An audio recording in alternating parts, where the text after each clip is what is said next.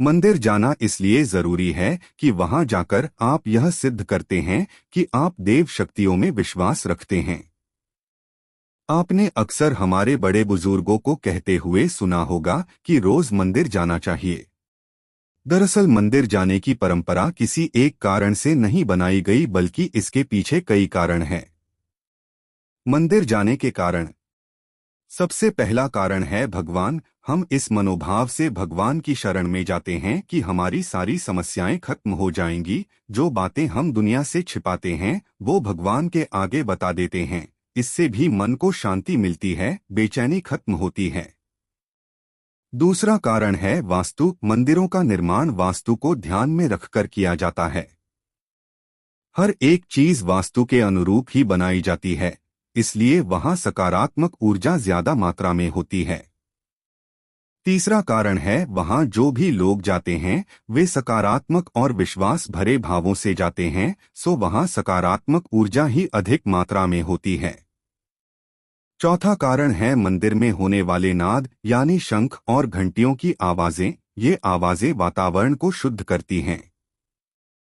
पांचवां कारण है वहां लगाए जाने वाले धूप बत्ती, जिनकी सुगंध वातावरण को शुद्ध बनाती है।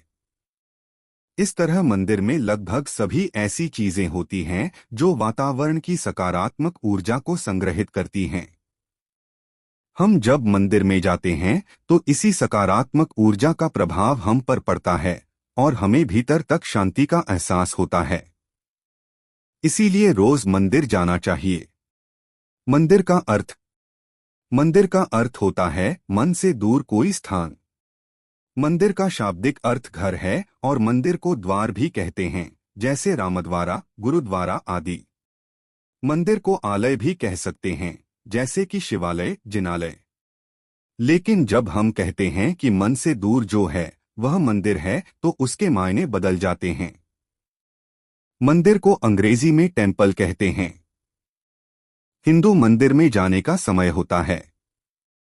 सूर्य और तारों से रहित दिन रात की संधि को तत्वदर्शी मुनियों ने संध्या काल माना है। संध्या वंदन को संध्योपासना भी कहते हैं। संधिकाल में ही संध्या वंदना की जाती है। संध्योपासना के 5 प्रकार हैं। व्यक्ति की जिसमें जैसी श्रद्धा है वह वैसा करता है। सभी के अलग अलग समय नियुक्त हैं। 1 प्रार्थना, 2 ध्यान, 3 कीर्तन, 4 यज्ञ और 5 पूजा आरती। धरती के 2 छोर हैं, एक उत्तरी ध्रुव और दूसरा दक्षिणी ध्रुव। उत्तर में मुख करके पूजा या प्रार्थना की जाती है, इसलिए प्राचीन काल के सभी मंदिरों के द्वार उत्तर में होते थे। हमारे प्राचीन मंदिर वास्तुशास्त्रियों ने ढूंढ कर धरती पर ऊर्जा के सकारात्मक केंद्र ढूंढे और वहां मंदिर बनाए। मंदिर में शिखर होते हैं। शिखर की भीतरी सतह से टकराकर ऊर्जा तरंगें व ध्वनि तरंगें व्यक्ति के ऊपर पड़ती हैं। ये परावर्तित किरण तरंगें मानव शरीर आवृत्ति बनाए रखने में सहायक होती हैं।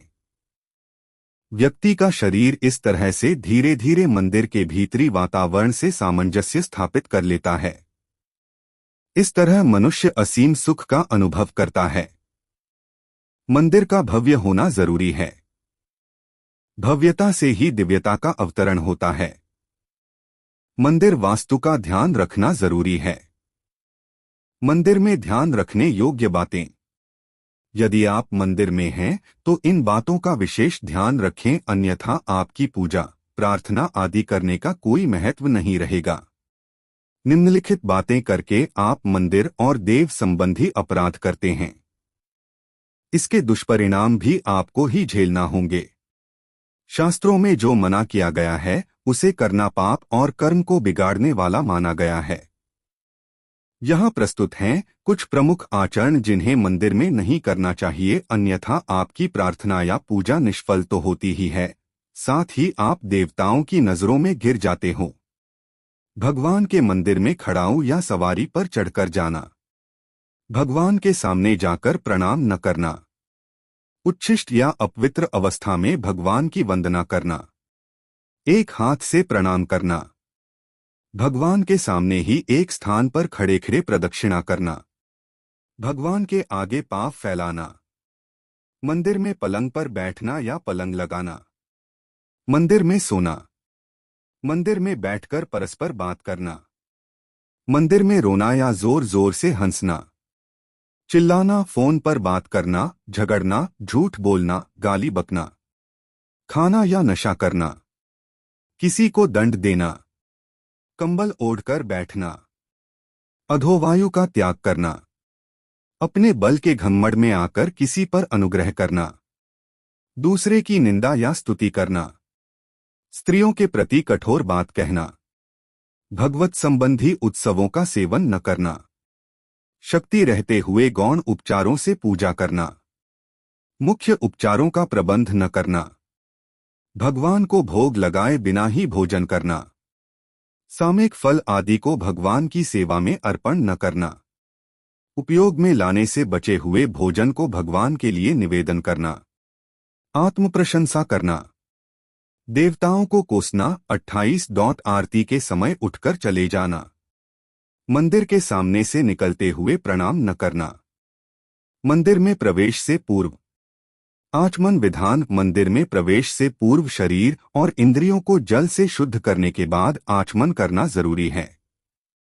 इस शुद्ध करने की प्रक्रिया को ही आचमन कहते हैं। मनुस्मृति में कहा गया है कि नींद से जागने के बाद, भूख लगने पर, भोजन करने के बाद, छींक आने पर, असत्य भाषण होने पर, पानी पीने के बाद और अध्ययन करने के बाद आचमन जरूर करें। शास्त्रों में कहा गया है कि त्रिपवेद आपो गोकर्ण वर्ध हस्तेन त्रिराचमेत, यानी आचमन के लिए बाएं हाथ की गोकर्ण मुद्रा ही होनी चाहिए, तभी यह लाभदायी रहेगा। गोकर्ण मुद्रा बनाने के लिए तर्जनी को मोड़कर अंगूठे से दबा दें। उसके बाद मध्यमा, अनामिका और कनिष्ठिका को परस्पर इस प्रकार मोड़ें कि हाथ की आकृति गाय के कान जैसी हो जाए। आचमन करते समय हथेली में 5 तीर्थ। कहा जाता है कि अंगूठे के मूल में ब्रह्मा तीर्थ, कनिष्ठा के मूल में प्रजापत्य तीर्थ, अंगुलियों के अग्रभाग में देवतीर्थ, तर्जनी और अंगूठे के बीच पितृतीर्थ और हाथ के मध्य भाग में सौम्य तीर्थ होता है, जो देवकर्म में प्रशस्त माना गया है। आचमन हमेशा ब्रह्मा तीर्थ से करना चाहिए। आचमन करने से पहले अंगुलियां मिलाकर एकाग्रचित्त यानी एक साथ करके पवित्र जल से बिना शब्द किए 3 बार आचमन करने से महान फल मिलता है। आचमन हमेशा 3 बार करना चाहिए।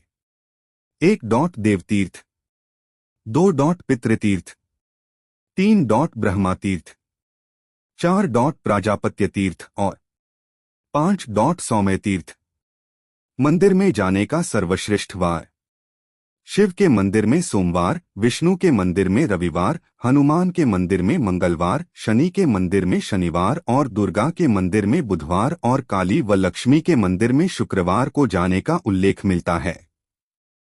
गुरुवार को गुरुओं का वार माना गया है। रविवार और गुरुवार धर्म का दिन। विष्णु को देवताओं में सबसे ऊंचा स्थान प्राप्त है और वेद अनुसार सूर्य इस जगत की आत्मा है। शास्त्रों के अनुसार रविवार को सर्वश्रेष्ठ दिन माना जाता है। रविवार विष्णु के बाद देवताओं की ओर से होने के कारण बृहस्पतिवार, देवगुरु बृहस्पति को प्रार्थना के लिए सबसे अच्छा दिन माना गया है। रविवार की दिशा पूर्व है किंतु गुरुवार की दिशा ईशान है। ईशान में ही देवताओं का स्थान माना गया है। यात्रा में इस वार की दिशा पश्चिम, उत्तर और ईशान ही मानी गई है। इस दिन पूर्व, दक्षिण और नैऋत्य दिशा में यात्रा त्याज्य है। गुरुवार की प्रकृति क्षिप्र है। इस दिन सभी तरह के धार्मिक और मंगल कार्य से लाभ मिलता है। हिंदू शास्त्रों के अनुसार यह दिन सर्वश्रेष्ठ माना गया है। सभी को प्रत्येक गुरुवार को मंदिर जाना चाहिए और पूजा, प्रार्थना या ध्यान करना चाहिए। मंदिर में पूजा या प्रार्थना क्यों? पूजा एक रासायनिक क्रिया है।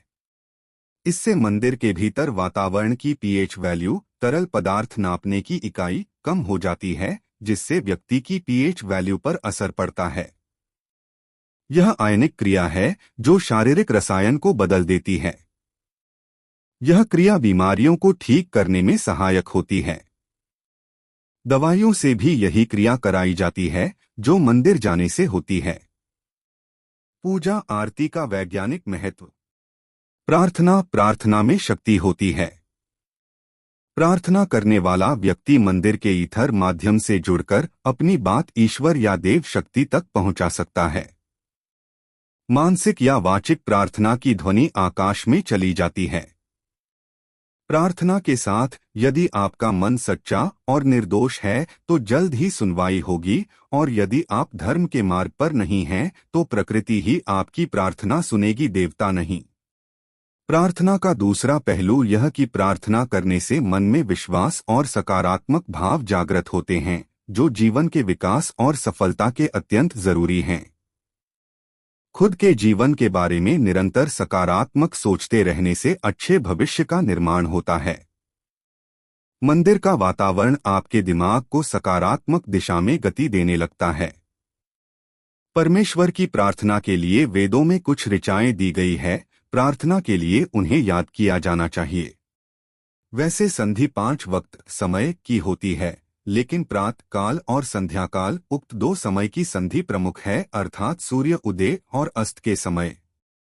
इस समय मंदिर या एकांत में शौच, आचमन, प्राणायाम आदि कर गायत्री छंद से निराकार ईश्वर की प्रार्थना की जाती है। दोपहर 12 से अपराह्न 4 बजे तक मंदिर में जाना, पूजा, आरती और प्रार्थना आदि करना निषेध माना गया है, अर्थात प्रातः काल से 11 बजे के पूर्व मंदिर होकर आ जाएं या फिर अपराह्न काल में 4 बजे के बाद मंदिर जाएं।